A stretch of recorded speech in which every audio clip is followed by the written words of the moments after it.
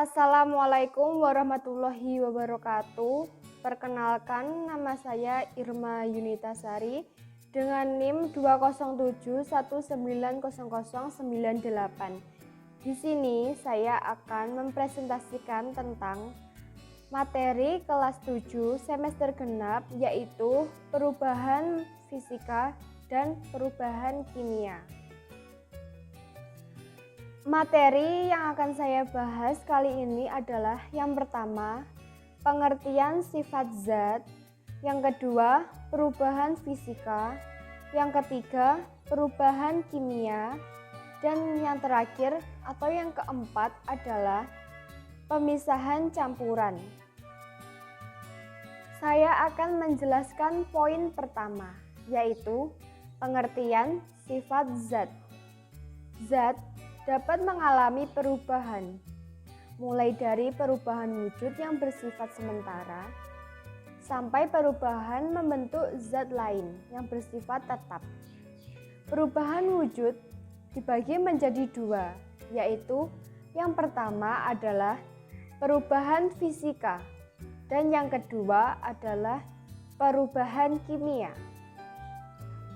Poin kedua yang akan saya presentasikan adalah perubahan fisika.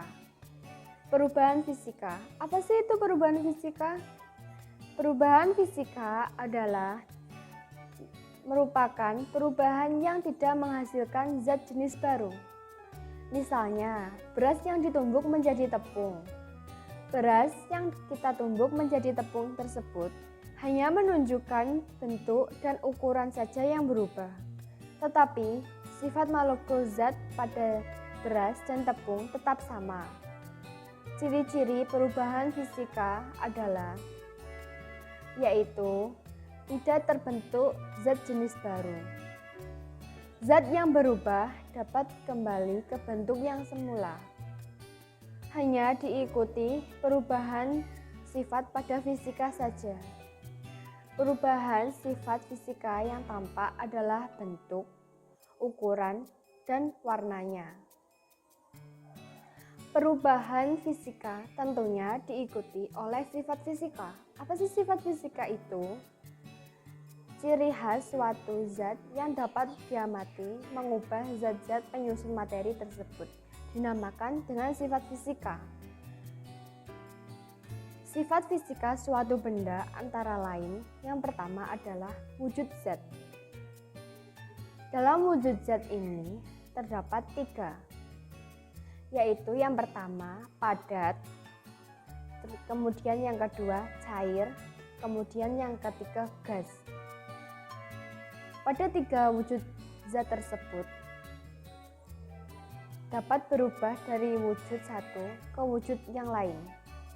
Beberapa peristiwa perubahan pada wujud zat adalah yaitu menguap, mengembun, mencair, membeku, menyublim, dan mengkristal.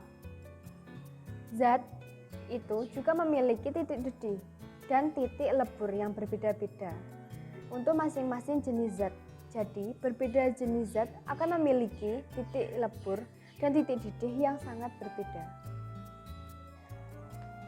Sifat kedua pada fisika yaitu warna. Warna merupakan sifat fisika yang dapat kita amati secara langsung. Warna yang dimiliki oleh suatu benda merupakan ciri yang membedakan antara zat satu dengan zat lain. Misalnya, susu yang berwarna putih, kemudian karbon yang berwarna hitam, kemudian paku yang berwarna keabuan pudar. Sifat fisika yang ketiga adalah kelarutan.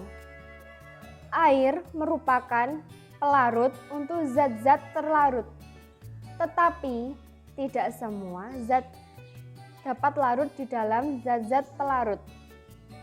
Misalnya, garam yang dapat terlarut di dalam air, tetapi kopi tidak dapat larut di dalam air. Kelarutan suatu zat pelarut tertentu merupakan sifat fisika. Sifat fisika yang keempat adalah daya hantar listrik. Benda logam pada umumnya dapat menghantarkan listrik dengan baik. Benda yang dapat menghantarkan listrik dengan baik disebut dengan konduktor. Sedangkan benda yang tidak dapat menghantarkan listrik dengan baik disebut dengan isolator. Daya hantar listrik pada zat dapat diamati dari gejala yang ditimbulkannya. Misalnya, tembaga yang dihubungkan dengan sumber tegangan dan sebuah lampu, sehingga lampu dapat menyala. Daya hantar listrik merupakan salah satu sifat kimia. Sifat fisika yang kelima adalah kemagnetan. Berdasarkan sifat kemagnetan, benda dapat digolongkan menjadi dua, yaitu benda magnetik dan benda non-magnetik. Benda magnetik adalah benda yang dapat ditarik kuat oleh magnet. Sedangkan benda non-magnetik adalah benda yang tidak dapat ditarik kuat oleh magnet. Poin ketiga yang akan saya presentasikan adalah perubahan kimia. Apa sih perubahan kimia itu? Perubahan kimia adalah perubahan pada zat yang menghasilkan zat jenis baru. Seperti kertas yang habis terbakar, maka akan terdapat abu. Abu yang diperoleh adalah akibat dari proses pembakaran tersebut. Kertas yang sebelum terbakar memiliki sifat yang berbeda dengan kertas yang sesudah terbakar. Contoh lain dari perubahan kimia antara lain adalah nasi yang membusuk, susu yang basi, telur membusuk, telur asin, besi bekarat, susu yang membusuk, dan lain-lain. Di dalam perubahan kimia tersebut, tentunya terdapat sifat kimia di dalamnya. Apa sih yang dimaksud dengan sifat kimia? Sifat kimia adalah ciri-ciri suatu zat yang berhubungan dengan terbentuknya zat jenis baru. Berikut ini adalah beberapa sifat kimia yang dimiliki oleh suatu benda, yaitu yang pertama adalah 1. Mudah terbakar. Seperti pada stasiun pengisian bahan bakar, akan terdapat larangan seperti dilarang merokok. Peringatan dilarang merokok ini bertujuan untuk mengingatkan kepada konsumen bahwa bensin merupakan salah satu jenis zat yang sangat mudah untuk terbakar. Dengan mengetahui sifat dan bahan-bahan yang mudah terbakar tersebut, diharapkan konsumen dapat menggunakan bensin dengan aman agar menghindari dari resiko kebakaran. Sifat kimia yang kedua adalah mudah meledak. Interaksi zat dengan oksigen yang ada di alam mempunyai sifat yang mudah meledak. Contohnya adalah seperti magnesium, uranium, dan natrium. Kemudian, sifat kimia yang ketiga adalah racun. Terdapat beberapa zat yang memiliki sifat kimia beracun. Contohnya antara lain adalah insektisida, pestisida, fungisida, herbisida, dan rodentisida.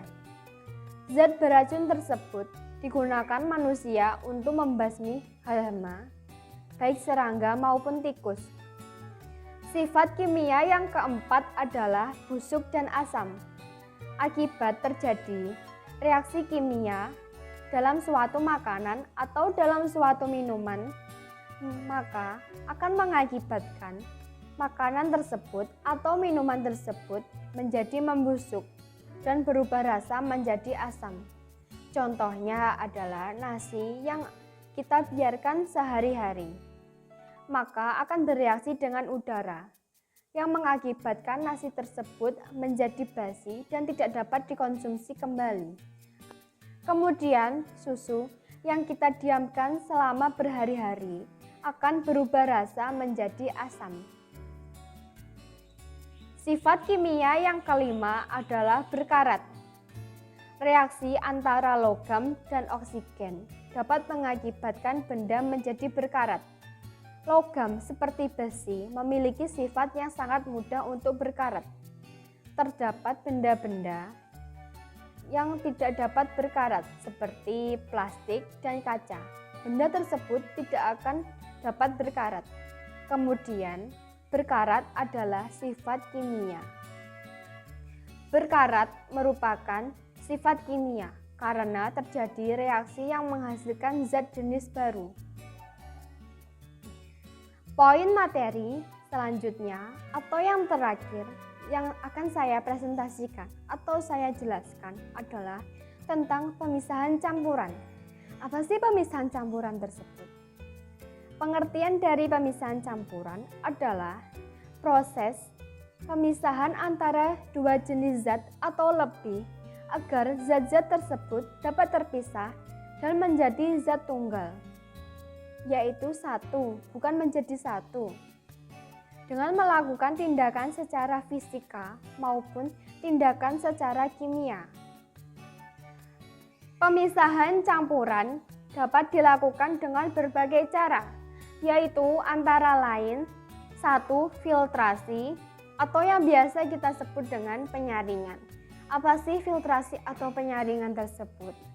Filtrasi atau penyaringan tersebut merupakan teknik pemisahan suatu campuran padatan cairan atau yang biasa kita sebut dengan slurry dengan pemberian tahanan aliran atau yang biasa kita sebut dengan filter media yang bisa dilewati cairan tetapi menahan partikel padatan. Pemisahan pasir dengan kerikil dan pemisahan air dengan parutan kelapa bertujuan untuk memisahkan zat-zat yang dicampur dalam campuran tersebut. Partikel yang mempunyai ukuran lebih kecil akan lolos dari saringan, sedangkan partikel yang memiliki ukuran lebih besar akan tertahan pada saringan. Berikut adalah contoh gambar dari filtrasi atau penyaringan. Teknik pemisahan campuran yang kedua adalah penyulingan atau destilasi. Apa sih yang dimaksud dengan destilasi atau penyulingan tersebut? Penyulingan atau destilasi adalah proses pemisahan campuran cair yang didasarkan pada perbedaan titik didih zat. Proses pemisahan campuran dengan cara penyulingan ini dapat dilakukan dengan dua proses, yaitu yang pertama adalah penguapan dan yang kedua adalah pengambunan. Contoh pemisahan campuran dengan cara penyulingan antara lain yang pertama adalah memperoleh bensin dari campuran antara air dan bensin. Yang kedua adalah memperoleh air murni dari campuran air yang sudah terkotori atau zat padat yang larut di dalamnya. Dan yang ketiga adalah memperoleh air dari campuran air dan garam atau dan air dan gula. Gambar penyulingan adalah sebagai berikut.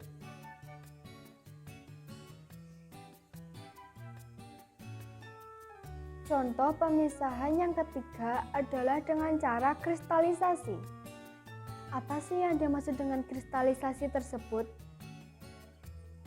Kristalisasi adalah zat padat yang tidak dapat dipisahkan dari larutan dengan cara disaring.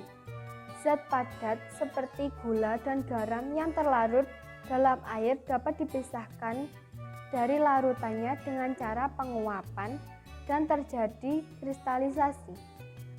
Petani garam mendapatkan garam dengan cara menguapkan air laut. Air laut dialirkan menuju tambak yang telah dibuat oleh petani garam tersebut di pinggir pantai.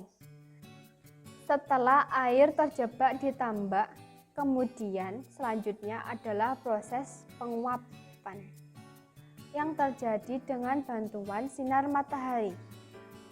Air yang terkandung dalam air laut akan menguap sehingga terbentuk kristal garam. Berikut adalah contoh gambar dari proses kristalisasi. Teknik pemisahan campuran yang keempat adalah sublimasi. Apa sih yang dimaksud dengan sublimasi tersebut? Yaitu pemisahan campuran dengan cara sublimasi ini dapat dilakukan pada zat-zat yang dapat menyublim. Sublimasi tersebut adalah perubahan zat dari wujud padat menjadi gas atau sebaliknya, yaitu gas menjadi padat. Zat yang dapat menyublim antara lain seperti kapur barus, iodin, dan kafein. Contoh gambar sublimasi adalah sebagai berikut. Teknik pemisahan campuran yang kelima adalah kromatografi. Apa sih yang dimaksud dengan kromatografi? Kromatografi adalah proses pemisahan campuran yang didasarkan pada perbedaan kecepatan merambat antara partikel-partikel zat yang dicampur pada suatu medium, disebut dengan kromatografi. Kemudian, tinta hitam merupakan campuran beberapa warna. Contohnya ini adalah tinta hitam ya. Pemisahan warna hitam menjadi warna-warna penyusunnya dapat dilakukan dengan cara kromatografi. Berikut adalah contoh dari gambar kromatografi. Sekian presentasi dari saya atau penjelasan dari saya, Irma Yunitasari, tentang materi kelas 7 semester genap, perubahan fisika dan perubahan kimia. Apabila ada kesalahan, saya mohon maaf yang sebesar-besarnya. Wassalamualaikum warahmatullahi wabarakatuh.